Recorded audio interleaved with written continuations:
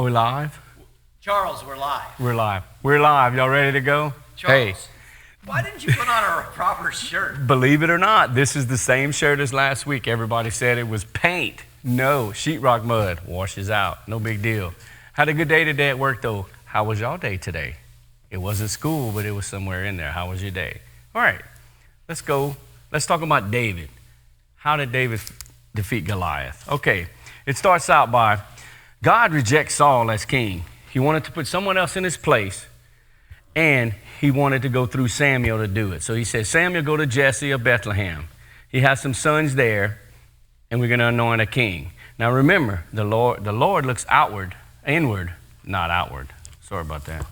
Okay, verses 10, it says, this is Samuel 16. Jesse had 7 of his sons pass by Samuel. But Samuel said to him, the Lord has not chosen these. So he asked Jesse, are these all your sons? They're still the youngest, he said, but he is tending sheep. Samuel said, send for him. We will not sit down until he arrives.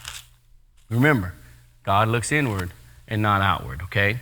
Now that he anointed, he actually said, after all of them going through, when David did come by, he says, that's the one that I've chosen right there through David. So now we got a little background on David right there. Let's go to Goliath, okay? Starting in chapter 17, verses 1 to 4, it says, folks, I'm going to be reading a lot of verses right here because some of this stuff is really unbelievable. So I don't want you to think it's just me. I'm going to paraphrase some of it, but it's really God's word here, and I want you to get the gist of it. Verses 1 through 4 says, now the Philistines gathered their forces for the war and assembled at Socoh in Judah. They pitched camp at Ephes Dammim between Socoh and Ascah. Saul and the Israelites assembled and camped in the valley of Elah and drew up to their battle lines to meet the Philistines. The Philistines occupied one hill, the Israelites another, with the valley between them. A champion named Goliath, who was from Gath, came out of the Philistine camp. He was over 9 feet tall. Now, if you were going to army and you were 9 feet tall, everyone else is at least 2.5 to 3 feet smaller than you. Wouldn't you be ready to go fight? Of course you would. Okay? Now, when your opponent is that much smaller, sure, you can be arrogant and everything. But listen to what it says in verse 11. Where are we at here? On hearing the Philistine words, Saul and all the Israelites were dismayed and terrified. Would you not be terrified? This guy comes out every day and says that stuff about God and everything, and he's so large that everybody's looking at him that they can't do anything with. Remember, the big soldiers were terrified. Now, this is how God works. For 40 days, Goliath taunted the Israelites. So God sends David to the camp. Actually, Jesse sends David. Jesse is David's dad. He sends him to bring food to his brothers. So when he gets to the camp, he hears this big Goliath chanting things towards the Israelites, okay? Verse 26. David asked the men standing near him, what will be done for the man who kills this Philistine and removes this disgrace from Israel? Who is this uncircumcised Philistine that he should defy the armies of the living God? Now think about it. David starts out with this, talking about God. His brothers, all of the soldiers, everyone's talking about what they can do or cannot do.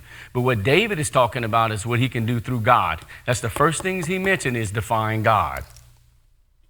Now, when David's brother heard him talking to the people, they were mad. Little brother comes in to embarrass him, coming in talking about him. But what do the people around him do? They go straight to Saul and say, hey, we have someone that can defeat him. So when he goes to Saul, Saul looks at David and says, you are only a boy. What are you going to do? He said, King Saul, I do attend my father's sheep. Once a lion came and took one of the sheep. I went to him, took it away from him. When he turned on me, I grabbed him by the hair and killed him. Did the same thing with a bear, okay? This is how it's read in verses 36 and 37. It says, your servant has killed both the lion and the bear. This uncircumcised Philistine will be just like one of them, because he has defied the armies of the living God. The Lord, okay, listen to this. The Lord who delivered me from the paw of the lion and the paw of the bear will also deliver me from the hand of the Philistine. So Saul said, go and fight. At this time, I kind of want to mention something about anxiety. Think about Saul's people. Think about David's brothers. Did they have anxiety? Why? Because everything they did was for themselves. Everything they did of what they could do. What is the first thing that David said when he comes in? He says, what can the Lord do? Not him, but what can the Lord do? Remember, today is the same way. We are all relying on our own strength to take care of our own problems. Remember, we cannot overcome our own will with our own will. Okay, think about that for a minute. We cannot overcome our own will with our own will. You see, we're not strong enough to defeat the devil with the things that we have, the power that we have. But with God, all things are possible. What does Philippians 4:13 say? I can do all things through Christ who gives me strength. Okay, Philippians 4:6 and 7 says, do not be anxious about anything, but in everything, by prayer and petition, with thanksgiving, present your requests to God. And the peace of God, which transcends all understanding, will guard your hearts and your minds in Christ Jesus. Do you think David had anxiety whenever he came in? Do you think he knew what was going to happen when God was with him? He was not scared at all. The fear, Jason has been talking about fear and faith. What do you think is right here? I don't think David knew how to spell fear, because all he had was his faith in God. And he knew by the way things were going on that he could overcome this guy. It doesn't matter how big he is, and it doesn't matter how big David is. Coming into that, this is what, okay, he's coming in. Saul says, go fight. He's coming in. He's going straight to Goliath. 40, let's see what it says here. Verses 42 to 48. This is what Goliath thinks about David. He looked David over and saw that he was only a boy, ruddy and handsome, and he despised him. He said to David, am I a dog that you come to me with sticks? And the Philistine cursed David by his gods. Come here, he said, and I'll give your flesh to the birds of the air and the beasts of the field.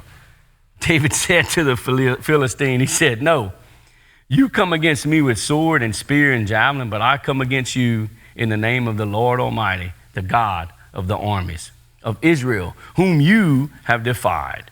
This day the Lord will hand you over to me, and I'll strike you down, and I'll cut off your head. Today I will give the carcasses of the Philistine army to the birds of the air and the beasts of the earth.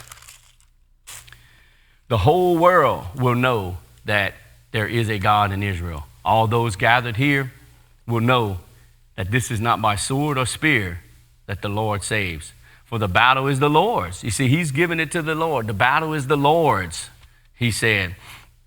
He will give all of you into the hands. As the Philistines moved closer to attack, David ran quickly towards the battle line to meet him. Can you imagine the faith that David had? In looking at this, I can't imagine how David was. I mean, he had not 1 ounce of fear in him. He had nothing but 100% faith coming in as a young guy. But he knows of all the things, the way God has dealt with him in the past. Verse 49, reaching into his bag, taking out a stone, he slung it and struck the Philistine on the forehead. The stone sank into his forehead, and he fell face down to the ground. Once he was dead, he took Goliath's own sword, cut his head off, and brought it back to Jerusalem. Whenever he struck him down, all the Philistines scattered. Then they came in. So it's crazy how things like that work with young people. Folks, it doesn't matter who we are, what we're going through, what's happening. If God is with us, what does he say? If God is for us, who can be against us? All right, folks, that's the story of David. Thank you so much again. Hope you get something out of tonight's lesson. Looking forward to seeing everybody together. If not, hopefully next week we'll be able to do it over again. Good evening. Y'all have a good one. Take care.